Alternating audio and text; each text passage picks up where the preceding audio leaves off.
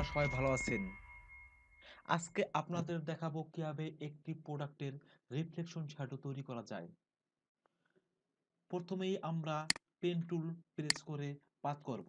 আমার অলরেডি এইখানে পাথ করা ছিল, তো আমি এইটা পাথ করেছিলাম যখন আমি ক্লায়েন্টের কাজ করেছিলাম। তো আমরা রিফ্লেকশন শ্যাডোটা তাহলে আমরা কিভাবে করতে পারি সেইটা সরাসরি চলে যাই। আপনারা প্রথমেই ইমেজটি বা ইমেজগুলো ফটোশপে ওপেন করবেন, তারপর আপনারা পাথ করবেন। পাথ করার পর কন্ট্রোল চেপে ধরে মাউসের লেফট বাটন চেপে ধরে সিলেকশন করবেন, শিফট F6 ফেদার দেবেন, তারপর লেয়ারে যাবেন, কন্ট্রোল জে কপি দিয়ে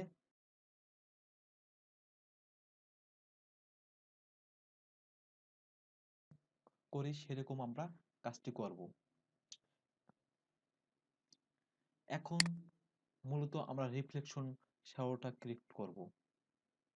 এখন কন্ট্রোল জে কপি দেব, কপি দিয়ে এটা নিচে কন্ট্রোল চেপে ধরে সেকেন্ড ব্র্যাকেট প্রেস করব, তারপর লেয়ার ওয়ান কপি চলে আসছে নিচে, যদিও দুইটা সেমই। তারপর আমি যেহেতু লেয়ার ওয়ানটা আমি উপরে রাখছি, লেয়ার ওয়ান কপি টু লেখাটা বড় দেখে আমি এটা নিচে রেখে কাজটা করব।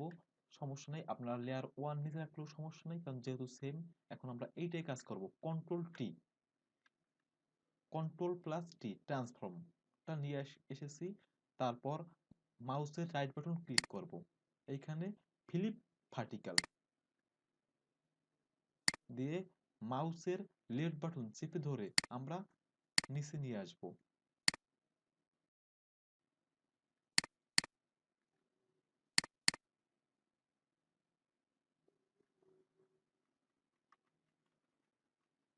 তারপর আমাদের প্রয়োজন মতো আমরা বসাবো, অলরেডি বসানো শেষ। আমি উল্টিয়ে আমি এইটার নিচে রেখেছি প্রোডাক্টটি। তারপর ইরেজার টুল, কিবোর্ডের ই প্রেস করলে ইরেজার, তারপর অল্ট চেপে ধরে মাউসের রাইট বাটন চেপে ধরে এটা বড় করবেন, মানে ব্রাশটা বড় করবেন।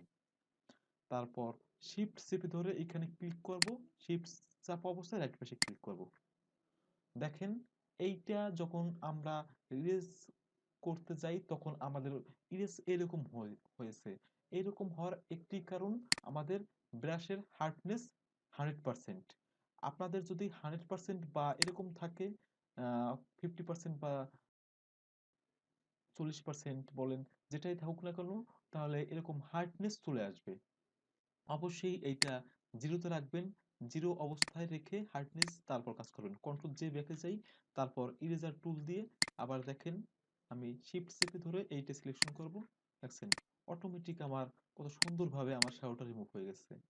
আমার ব্যাকগ্রাউন্ডের সাথে মনে হবে ব্যাকগ্রাউন্ডের ভিতরে আরো অনেক আছে।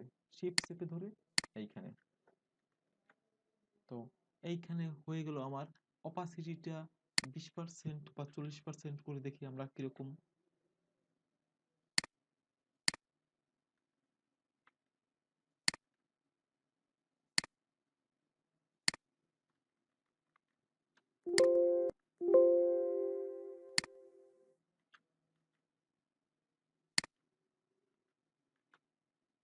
রিফ্লেকশন শুরু হয়ে গেল আমাদের রিফ্লেকশন। অল্ট চেপে ব্যাকগ্রাউন্ডের উপর ক্লিক করবেন। আগে ছিল এরকম, আমরা করেছি এখন এরকম। তো রিফ্লেকশন শ্যাডো যদি কোনো ক্লায়েন্ট বলে তাহলে আপনারা এরকম ভাবে রিফ্লেকশন, তারপর যে কোনো ইমেজের ক্ষেত্রে রিফ্লেকশন শ্যাডো মূলত এরকমই করবেন। আশা করি আপনার যদি টিউটোরিয়ালটি ভালো লেগে থাকে তাহলে অবশ্যই কমেন্টে জানাবেন। ধন্যবাদ সকলকে।